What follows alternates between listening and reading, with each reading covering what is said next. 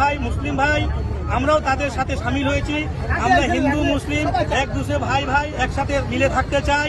আমরা भगवान राम ऊर्जा है, भगवान राम आस्था है, भगवान राम तपस्या है, भगवान राम संघर्ष है, भगवान राम सत्य है, भगवान राम कण कण में है, भगवान राम मन मन में है। हिंदुओं ने तो नहीं बोला कि मुझे हिंगिस्तान दे दो, सिखों ने तो नहीं बोला कि मुझे सिखिस्तान दे दो, लेकिन मुसलमानों ने बोला कि मुझे पाकिस्तान दे दो।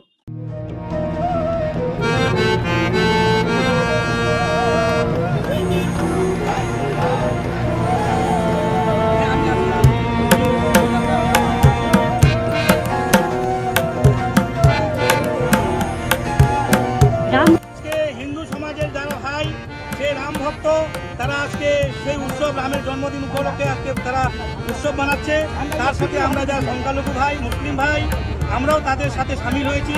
আমরা হিন্দু মুসলিম এক दूसरे ভাই ভাই একসাথে মিলে থাকতে চাই। আমরা দেশে কোনোদিন কোনো দাঙ্গা ফসাদ চাই না। আমরা সবাই একসাথে সুস্থভাবে বাঁচতে চাই। जय हिंद दोस्तों, 500 सालों बाद राम मंदिर बनने के बाद पहली बार रामनवमी पूरे भारत में बड़ी धूमधाम और जोश के साथ मनाई गई। विशेष रूप से इस रामनवमी में हिंदू के साथ मुस्लिमों ने भी बड़े पैमाने पर भाग लिया और यही बात कट्टरपंथियों को हजम नहीं हो रही है।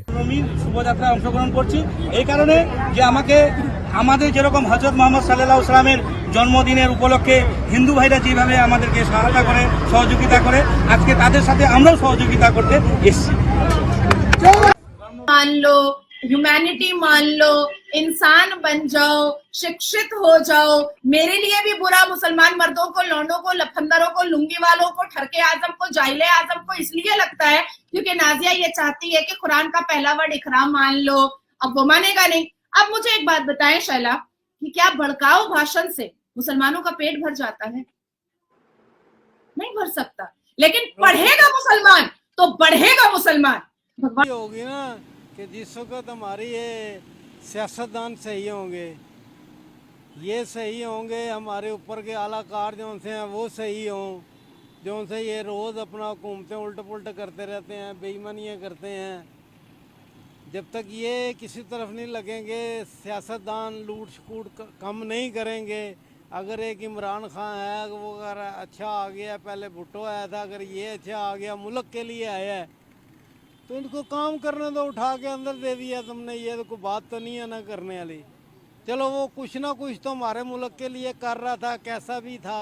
पड़ोसी मुल्क के बारे में आप क्या बोलेंगे? पड़ोसी मुल्क के बारे में ये सोचेंगे, पड़ोसी मुल्क में मैं गया हुआ भी हूँ, हमारा दाद का सारा वहाँ पर है। अच्छा, हम पार्टीशन में आए हैं। दोस्तों आपको बता दें कि कुछ ही दिन पहले ही राम मंदिर का उद्घाटन और प्राण प्रतिष्ठा का उत्सव पूरी दुनिया में दिखाई दिया था। 500 सालों बाद हुए इस रामनवमी का विशेष महत्व था। देश भर से हजारों भक्तों ने अयोध्या में राम मंदिर के दर्शन किए। यह हिंदुओं के लिए एक शुभ त्योहार है और इस अवसर पर हिंदू लोगों के साथ मुस्लिम लोगों ने भी काफी एंजॉयमेंट और पार्टिसिपेट किया। राम मंदिर के निर्माण की शुरुआत के लिए भूमि पूजन 5 अगस्त 2020 को किया गया था। वर्तमान में राम मंदिर की देखरेख श्री राम जन्मभूमि तीर्थ क्षेत्र ट्रस्ट द्वारा किया जा रहा है। मंदिर का उद्घाटन 22 जनवरी 2024 को प्रधानमंत्री द्वारा किया गया था और इस पावन पवित्र अवसर पर राम मंदिर में विशेष सूर्य तिलक का आयोजन किया गया था और इस सूर्य तिलक एक दुनिया का नया ही आविष्कार है। इस प्रणाली का परीक्षण वैज्ञानिकों ने मंगलवार को किया था। इसे सूर्य तिलक परियोजना का नाम दिया गया है। तो मुसलमानों ने बोला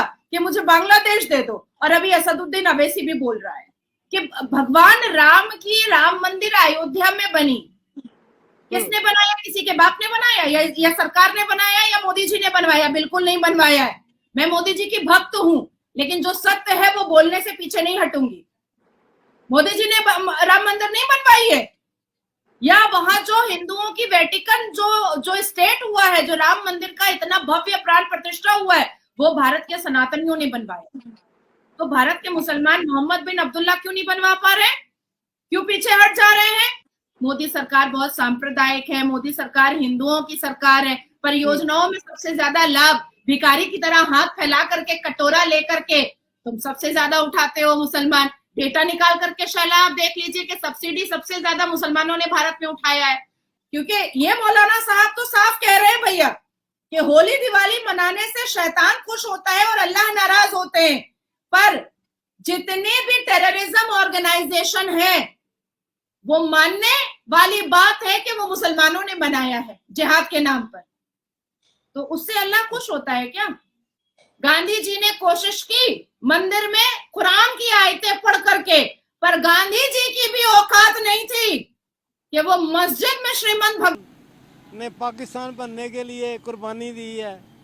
भी चंद लोग बचे थे, बाकी वो 6 गाड़ियां जो सी कट गई थी उनमें ही थे, और बाकी जो सी वहाँ अभी हमारे आपकी बात होती है वहाँ?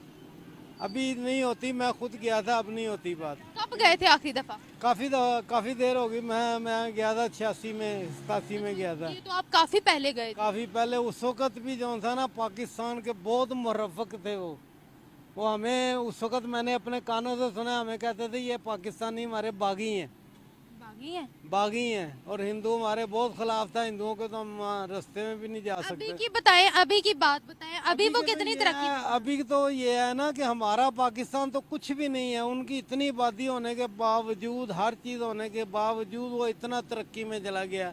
आप अफगानिस्तान को देख लो, अफगानिस्तान की इतनी जंग लड़ाई हुई, अफगानिस्तान देखो कहाँ चला गया है। बांग्लादेश देखो कहाँ चला गया है। ये कसूट में लगे हुए हैं, इधर उसकी लात खींचते हैं, उसकी खींचते हैं, कुछ भी नहीं बना रहे पाकिस्तान का।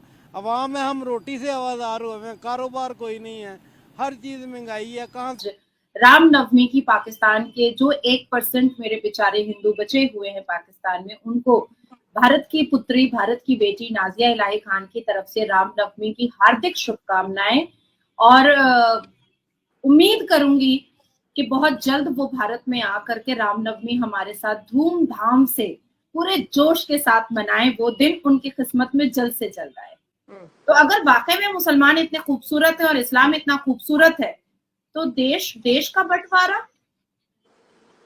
किसी की हत्या करना, पैंट खोल करके बलात्कार करना, अल्लाह अकबर के नारे पर औरतों के कपड़े उतारना, मंदिरों पर पत्थर फेंकना, शोभा यात्रा को ना होने देना, किसी के धर्म को गालियां देना, किसी के धर्म को मलाइन करना, किसी के धर्म को डिफेम करना, किसी के भगवान पर अभद्र टिप्पणियां करना, ये मुसलमानों ने कहां से सीख लिया है? कहां से? अल कुरान से सीख लिया है। धर्मों के आधार पर बंटवारा तो मुसलमानों ने ही कराया। हालांकि आजादी में तो सारे धर्म वाले साथ में थे, पर उनमें से तो किसी ने बंटवारा नहीं किया। जैन ने तो नहीं बोला कि भाई मुझे एक अलग से जैन का जैंगिस्तान दे दो। हिंदुओं ने तो नहीं बोला कि मुझे हिंगिस्तान दे दो। सिखों ने तो नहीं बोला कि मुझे सिखिस्तान दे दो। लेकिन मुसलमानों ने बोला कि मुझे पाकिस्तान दे दो। मुसलमानों ने बोला कि मुझे बांग्लादेश दे दो। और अभी असदुद्दीन अवैसी भी बोल रहा है। देखो शैला, लोग ये सोचते हैं कि नाजिया मंदिर क्यों जाती है, आस्था है। तो दोस्तों, अगर वीडियो आपको पसंद आ जाती है तो कृपया लाइक, कमेंट और शेयर कीजिए।